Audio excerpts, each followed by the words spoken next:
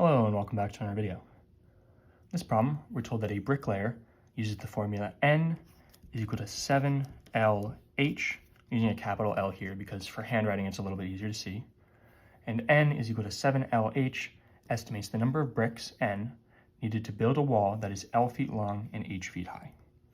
Whereas which of the following correctly expresses L in terms of N and H, this means take this equation and basically solve for L and get everything else on the other side.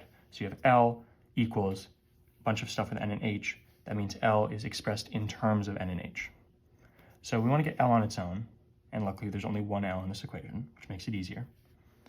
So what do we want to do? Well, first let's divide by 7. So that'll get these to cancel out. 7 divided by 7 is 1.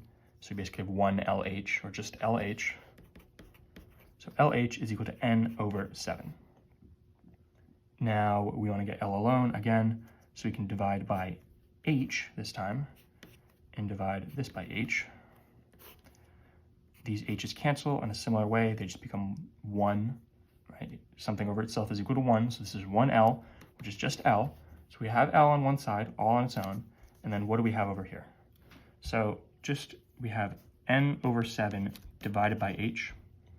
We can think of this as, if you have one number divided by another number, divided by another number, you can do N over 7 times H. You can multiply them in the denominator. So that's what we're going to do here. N over 7 times H is just 7H. So L is equal to N over 7H.